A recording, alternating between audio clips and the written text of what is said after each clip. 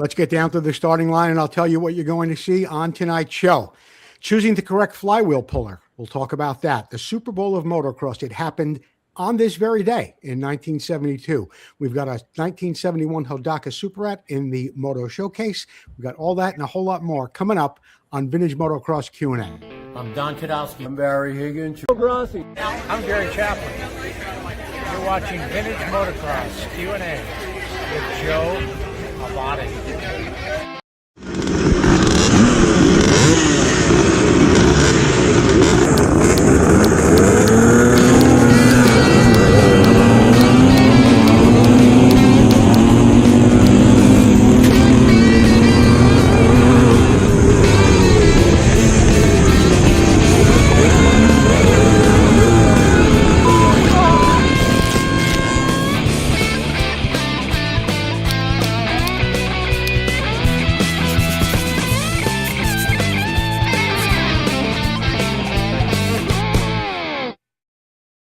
Good evening, everyone. I'm Joe Abbate, and you're watching Vintage Motocross Q&A. Thank you for joining me tonight.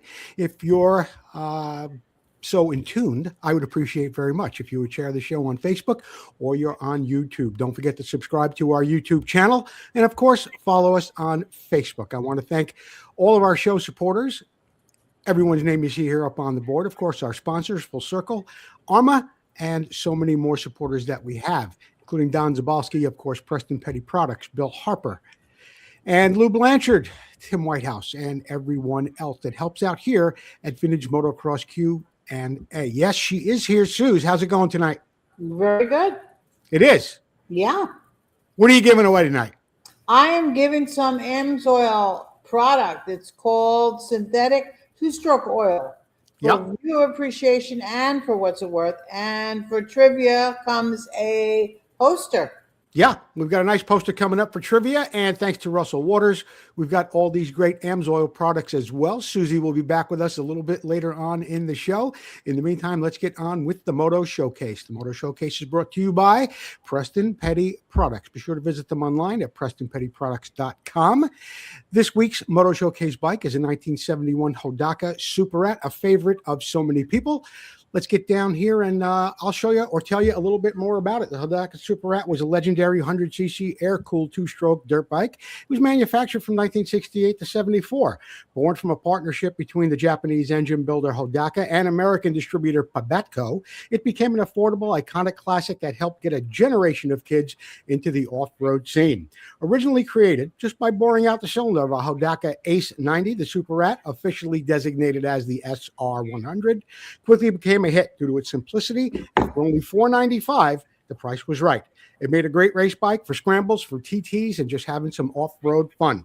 Over 18,000 units were sold in the U.S. during its production run, making it a staple on family and friendly weekends where everyone was out riding a bike. Now, this particular Hodaka, I found in the garbage. I am not kidding you. I was going to a party with my wife one evening and something caught my eye. It was a gas tank in the garbage. Laying down, I thought it was a BSA. It wasn't. It was a Hodaka Superette. It was only a few blocks from our house. I got out of the car, told Sue to follow me, and I pushed it home. That's the bike you see right here. I restored this bike, and it took a while to do. I found some parts bikes out in Montana, had them shipped to Jersey, and in the end, came out with a real nice bike. But it was an interesting story, and I always say how I found rats in the garbage one day, and that's the bike that I found. So there you have it, the Hodaka Superette. I restored it, and I think this bike went to a guy named Mike Gallagher somewhere down in New Jersey. When we were getting ready to move to California, I started selling off bikes, and I think Mike Gallagher has it till this day. All right. If you want to become a Vintage Motocross Q&A supporter for just $49.95, you can do so. We accept PayPal, Venmo, Zelle, or money orders. You'll get a shirt of your choice in the color and style. You get your name up on the board for 90 days. And while they last, you'll still get a Racer X cover shot of Jimmy Weinert and Tony DiStefano. Okay, but you got to do it quick. I don't have many of those posters left. Let's move on to the Next Time Try This segment. The Next Time Try This segment is brought to you by Motion Pro for quality tools, cables, and controls. Be sure to visit them online at motionpro.com.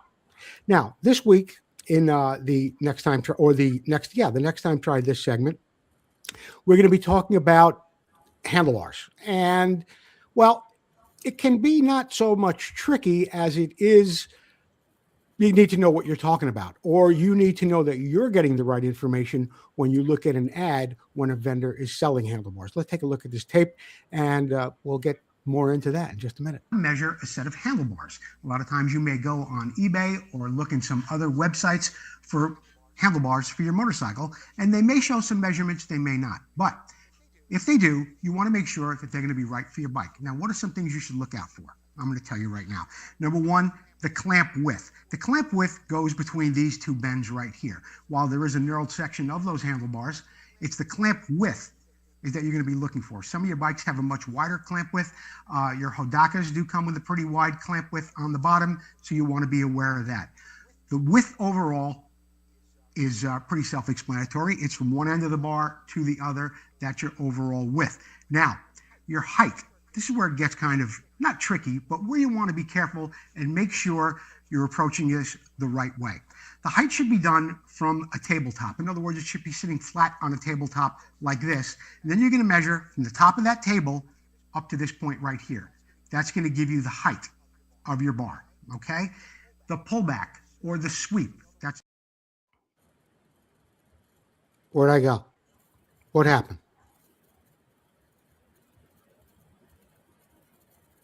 Measure a set of handlebars. A lot of times you may go on eBay or look in some other websites for handlebars for your motorcycle, and they may show some measurements, they may not. But if they do, you want to make sure that they're going to be right for your bike. Now, what are some things you should look out for?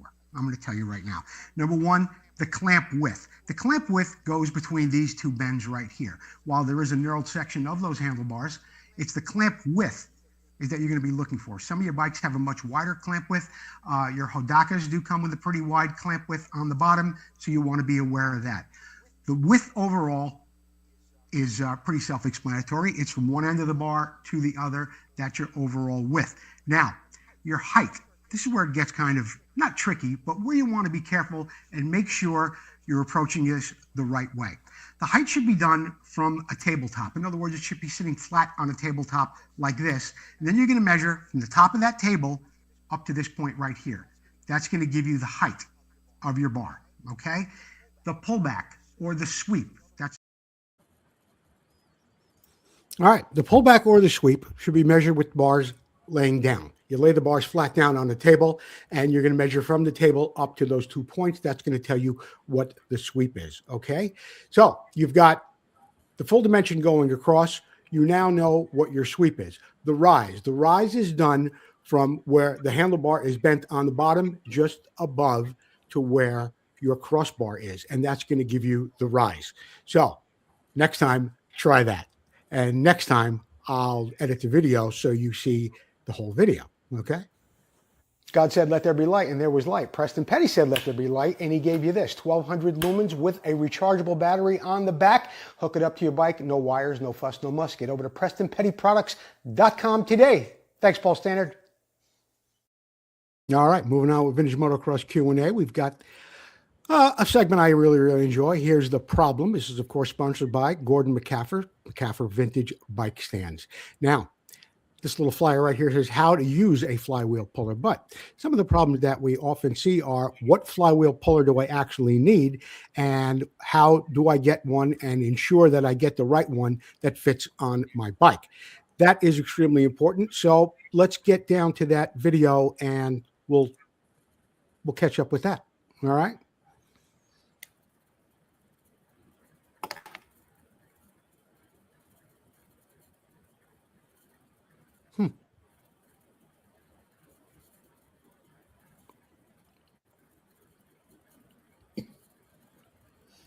Hang on a second, guys. Your Uncle Joe is a little sluggish tonight. I don't know what my problem is here, but we're going to find out in just a moment. There's corner. Here's the problem.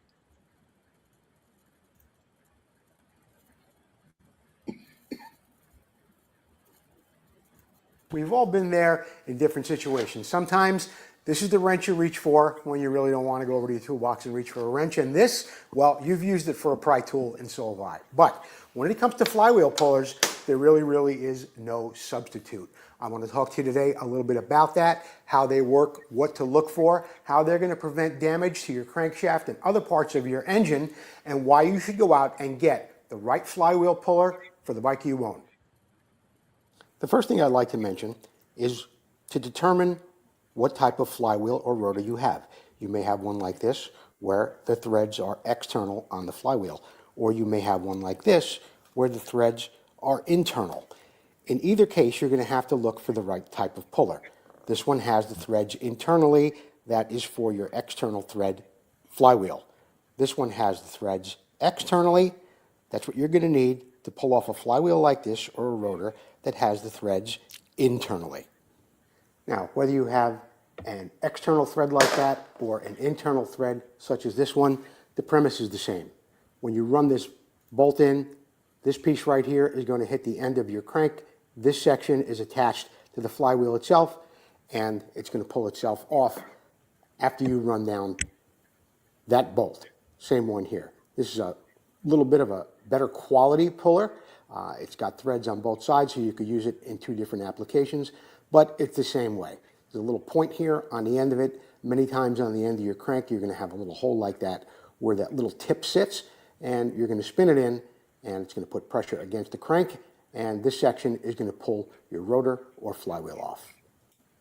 Here's another example of a type of puller. It's a little more old-fashioned, and what you'd be looking for is on your flywheel like this, there may be two holes that are threaded, and it's tapped in there. They're threaded, they're probably 8, maybe a 10mm hole. In that situation, again, you would just take this with the same premise. It would sit on your crank, but you would have two bolts. One bolt would go here, one bolt would go here. You tighten them up against your flywheel. You'd spin this center shaft, and it would pull up the flywheel or pull it off of the crank.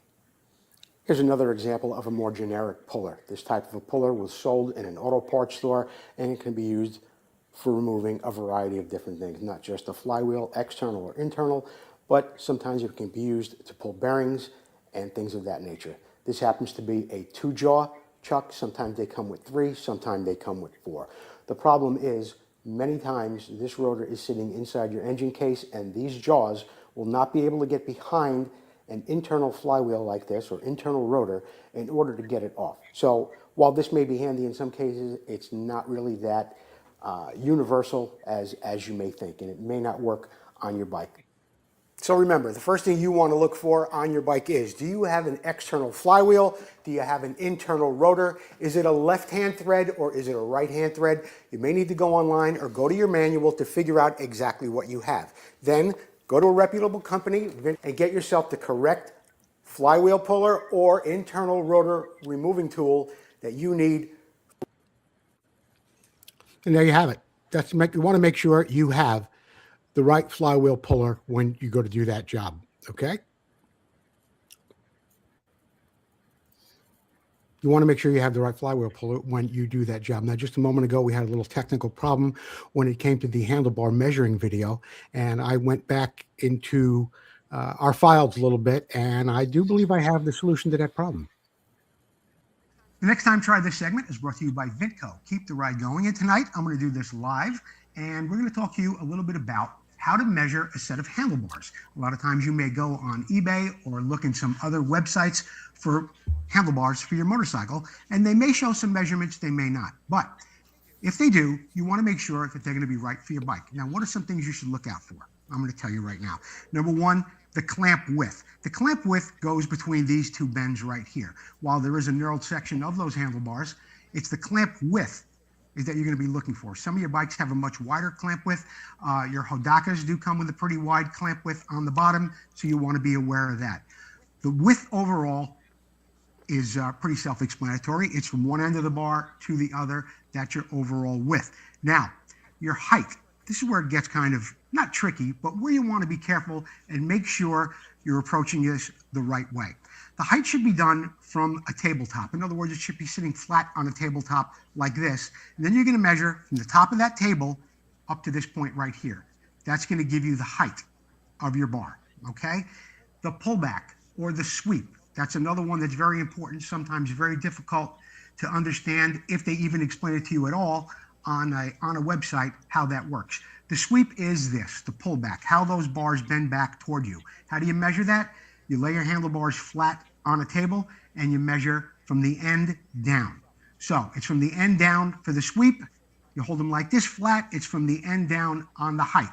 The overall width you're familiar with, and of course the clamp width. Also the rise. Where is the rise of the bar measured from?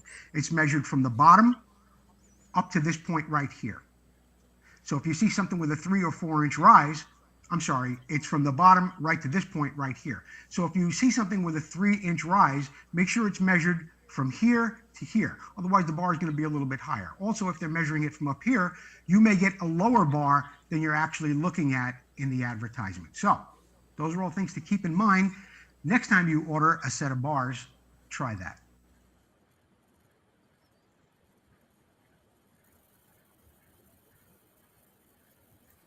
All right, we are back, and we will return in just a moment after this word from McCaffer Welding. Hey, I'm Brad Lackey, and It's Donnie Hanson. I'm Doug Grant.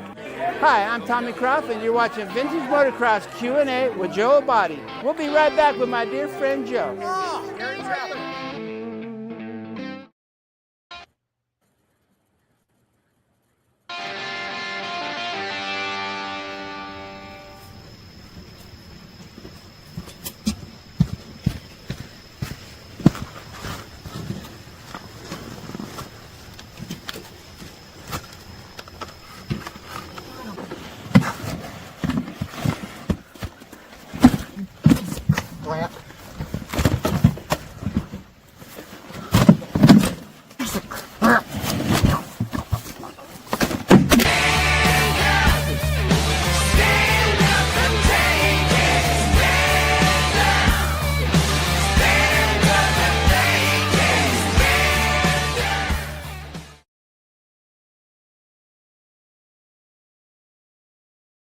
Okay, we are back, and it is time for my favorite portion of the show, trivia. But before that, I do have to mention Gordon McCaffer, certified welder. You can get a hold of Gordon McCaffer on Facebook, of course, or call him at 315-729-8415. Gordon McCaffer, greatest stands in the business, no question about it. Yes, it is time for trivia. Trivia is brought to you by Motorcyclist Illustrated. Thank you, Michael McCook and Motorcyclist Illustrated. Be sure to visit them on Facebook, okay? It is a trivia contest. It is a call-in contest. So get ready at 925-784-2195. Susie is standing by and ready for you guys to give the correct answer to this question.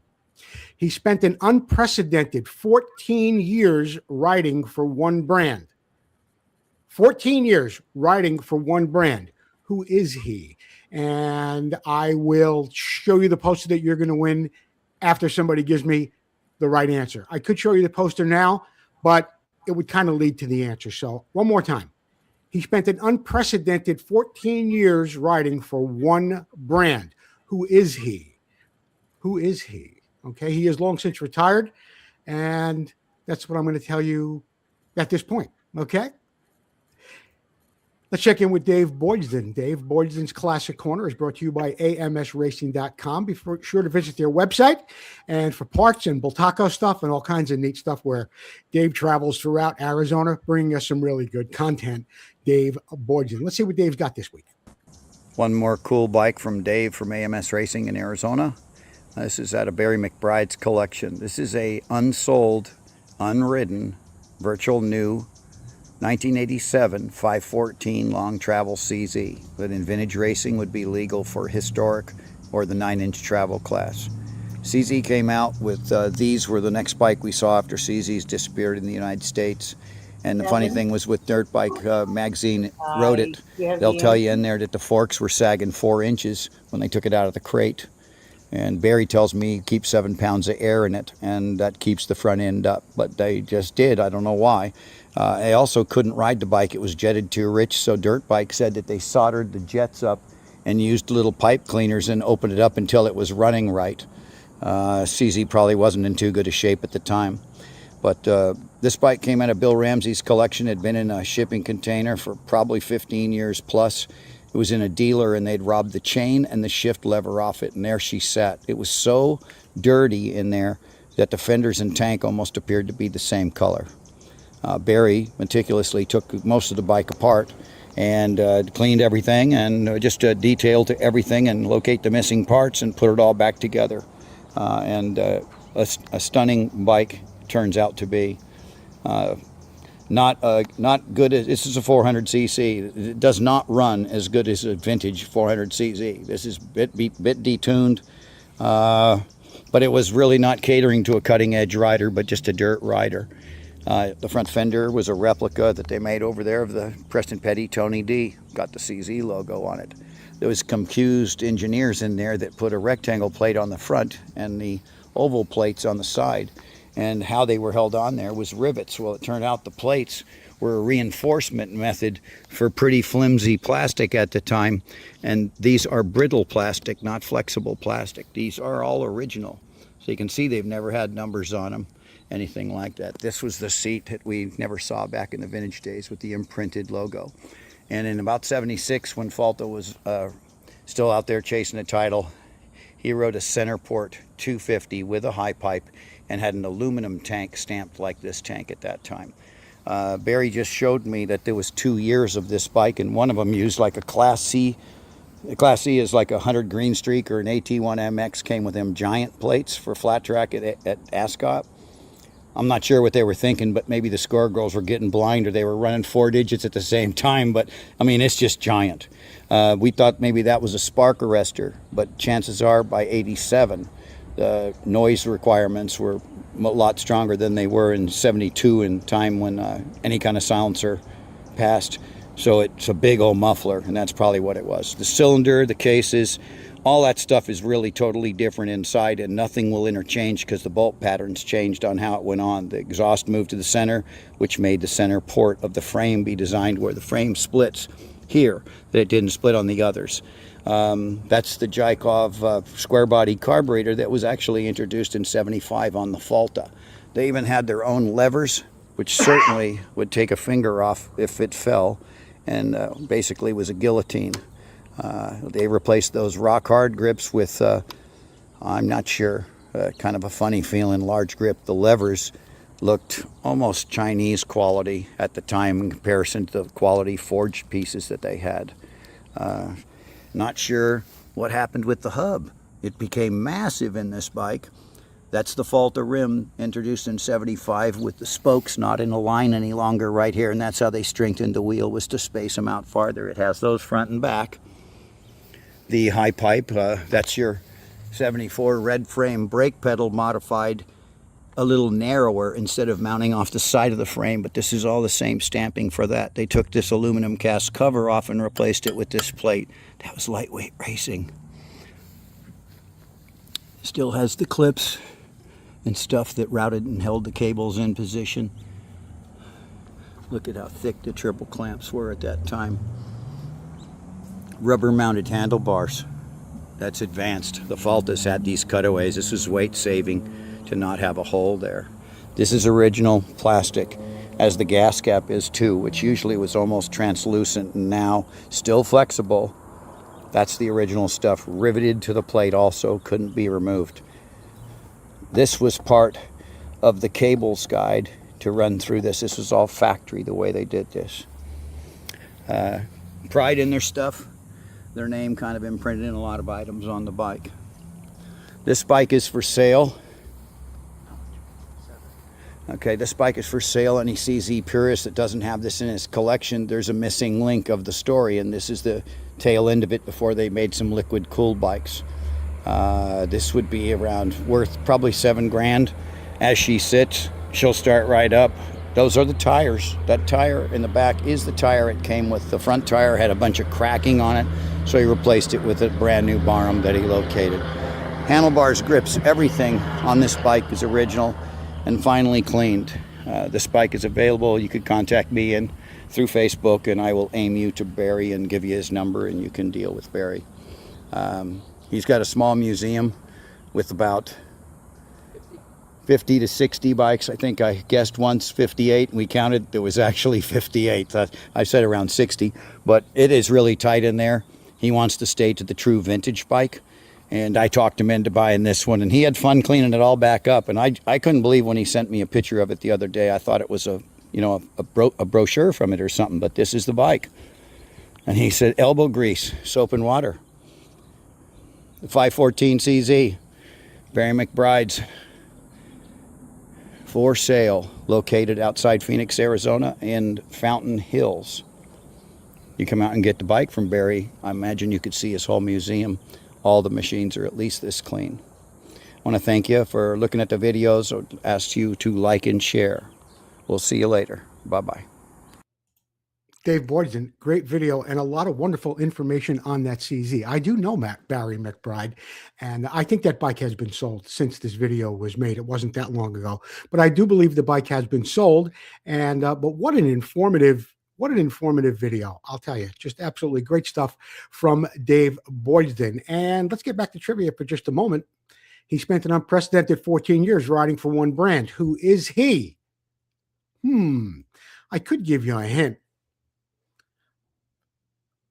From what I'm seeing, answers are floating around in the comment section. Grow a pair and call 925-784-2195. That's 925-784-2195. And somebody out there knows the answer. I know they do. So give us a call and we'll talk more about that. In the meantime, let's move on to the What's It Worth segment. This is, of course, the part of the show where you, the viewers at home, get to guess what you think this bike recently sold for. And when you do, Susie said she's giving away some AMSOIL Sabre two-stroke oil. So we're going to be looking at this little JT1 Yamaha tonight. Let's get a little closer to it, and I'll show you more about what this bike is. 71 JT1 Mini Enduro 60 was acquired by the seller in 2025 from an estate sale of the original owner. Finished with red and white, the bike is said to be purchased by the grandfather for his grandchildren and was seldom ridden. Power comes from a 58cc two-stroke single paired with a 4-speed manual transmission, and equipment includes a contoured black vinyl upholstered seat, a Kickstarter, and auto lube injection. Work under current ownership included replacing the crank seals, overhauling the carburetor, refinishing the upswept exhaust system. The JT1 Mini Enduro 60 is now offered at no reserve in Washington for off-road use only on a bill of sale. 58cc two-stroke engine, auto lube injection. It's got the upswept exhaust system. The bodywork is finished with red and white, and it is set over a black finish twin down tube frame. Equipment includes a contoured seat, folding foot pegs, high-mounted fenders, 3 number plates, rubber-covered foot pegs, and the side stand. There are some imperfections in the vinyl seat. There's a small dent in the fuel tank. Other than that, this bike is completely original. So, looking at all those pictures, what would you say that this bike recently sold for? You taking any guesses, guys? $2,000? $3,000? You think the bike went for $5,000 based on originality and that somebody thinks it's just so adorable? They just want to carry it around? This bike sold for $4,000. $4,000 for a JT160. I guess I could see that considering the originality. It did have some imperfection. Certainly the description was very, very forthcoming, and it sounds legit to me. So $4,000, you'd probably spend that on the bike and then have somebody restore it. You'd probably spend more than that. So for an original bike, and they're only original once, $4,000. So let's see. Let me take a quick look over here. 34, 35, 29, 25, 37, 26, 24, 38.99. George Ackerman. 3,900. Tim Christie. Looks like Tim Christie at 3,900 is the closest without going over. Tim Christie, get me your mailing address and I'll get you some oil, compliments of Russell Waters and AMSOIL. Okay? We're going to take a short commercial break and we will be back after this message from Full Circle Racing.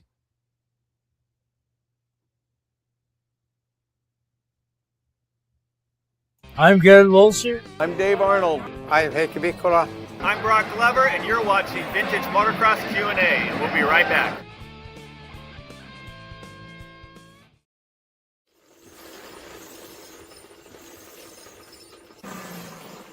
I get asked often, what's the most important thing on Clunker? Answer simple, it's me. That's why I use Full Circle Racing wheels prepped by Tom McAllister. So should you. Watch this and learn why.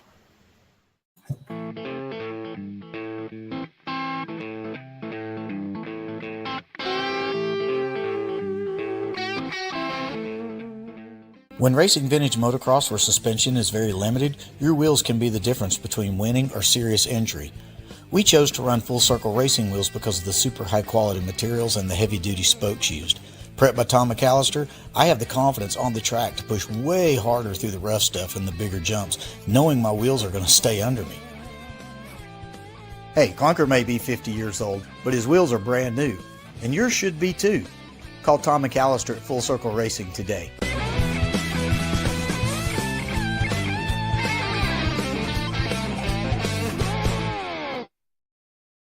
You know, somebody put the answer right in the comment section, and yet nobody has called in on the trivia answer. The question was, he spent an unprecedented 14 years riding for one brand. Who is he?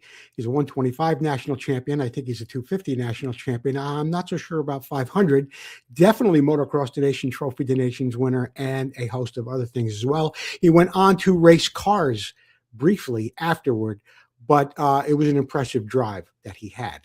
So, if you look over in the comment section and then get your phone, somebody's going to win a nice poster tonight. I'll show you the poster. And even though it's not the rider, it's going to give it away. So I'm not going to give it away so easily. Okay. Let's get on with the show. We just did the Full Circle commercial. Oh, I know what I wanted to tell you. I want to tell you Russell Waters still has a great special going on.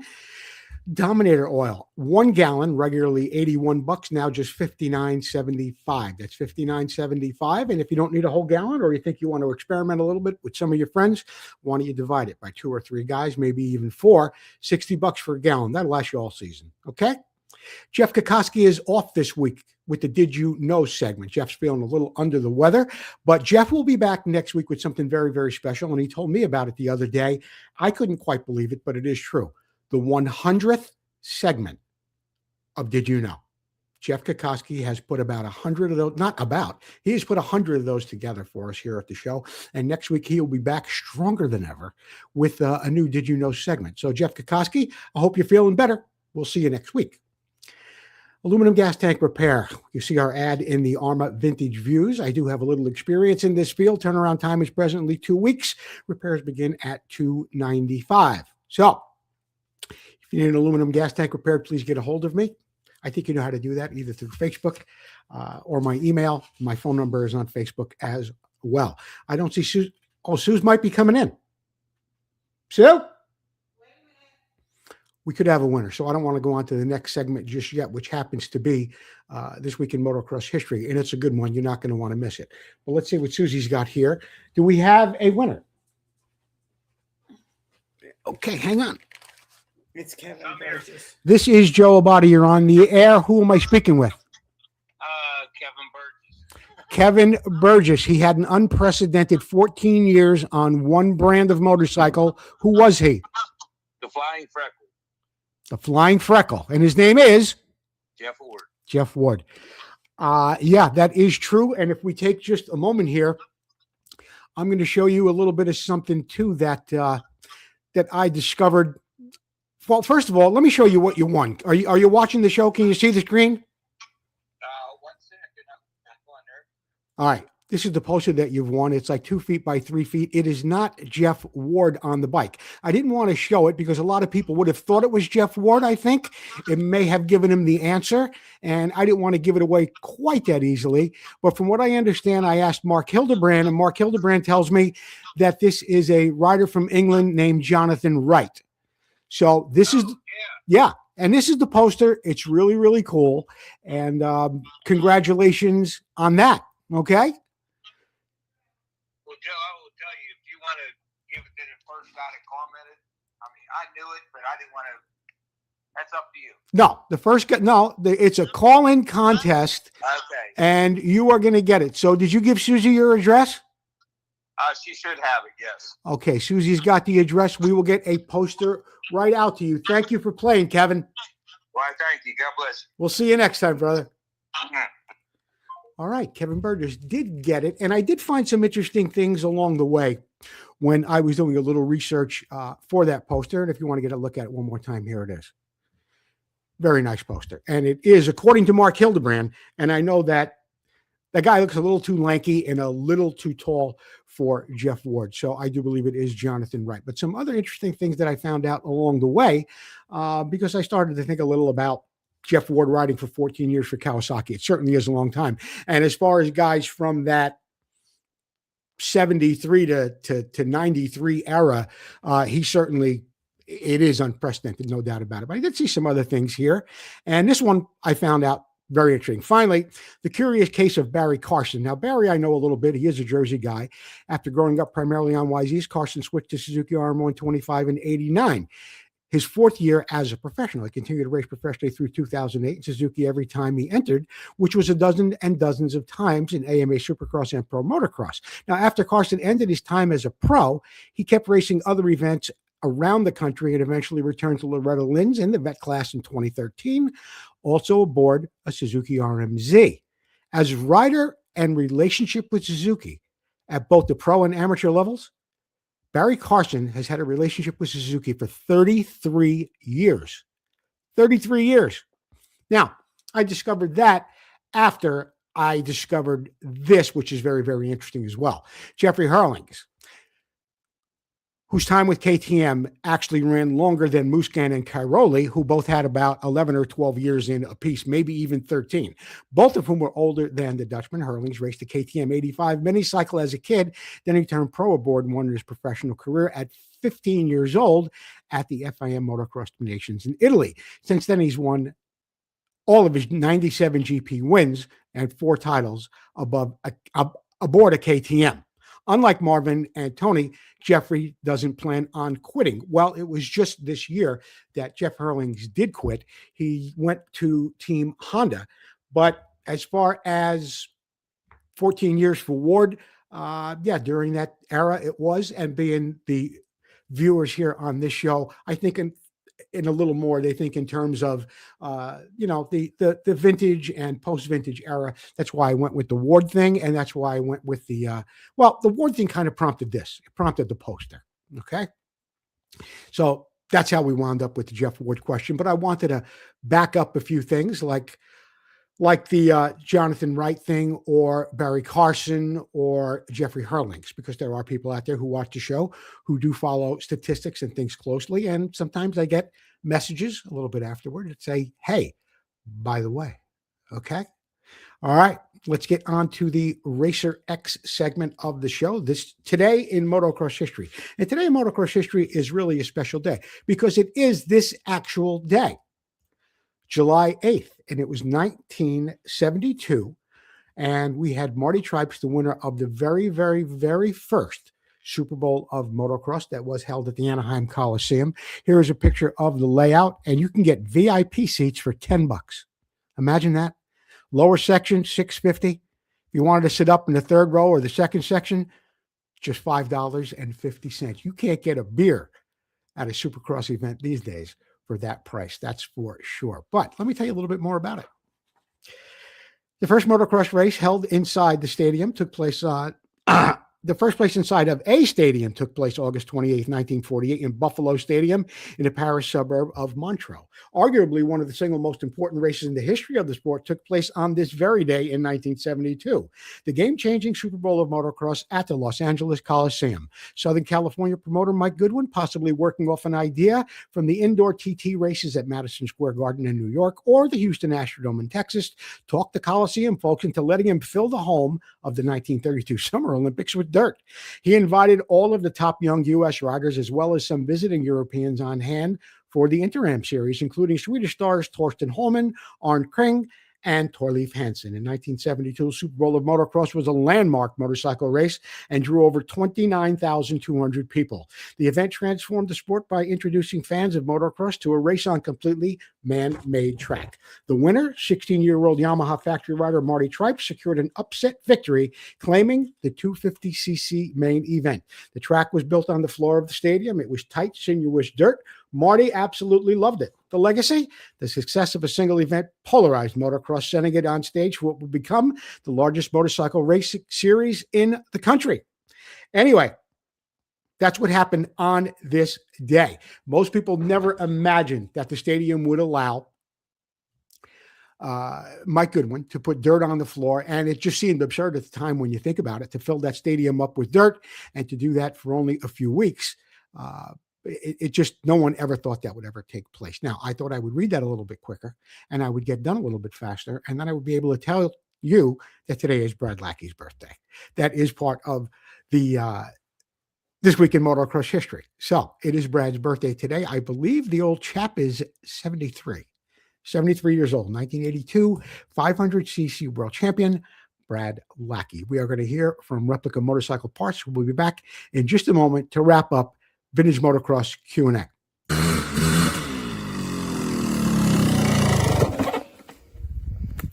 Hi, I'm Al Roof, the other lumberjack, and you're watching Vintage Motocross Q&A.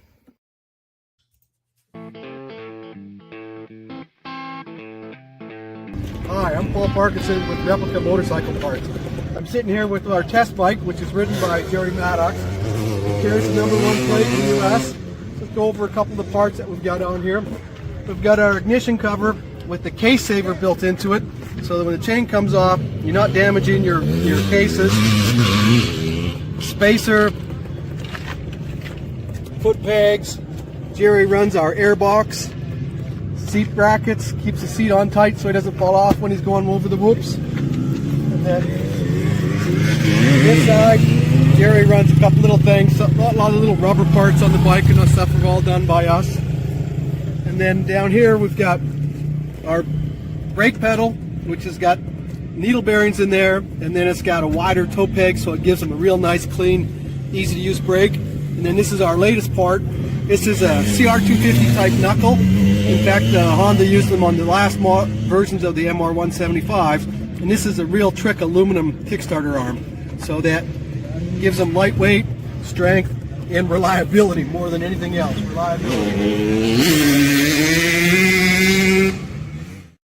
All right, viewer appreciation winner, Susie tells me, is Pat Young. Pat Young, you are the viewer appreciation winner. You'll get a sample of that Sabre two-stroke oil from Russell Waters and AMSOIL. Pat Young, I will need your address, Pat. If you could do that, I'd be happy to mail that to you. Okay, so congratulations to all the winners tonight. Now, where were we in the show? Oh, we did that.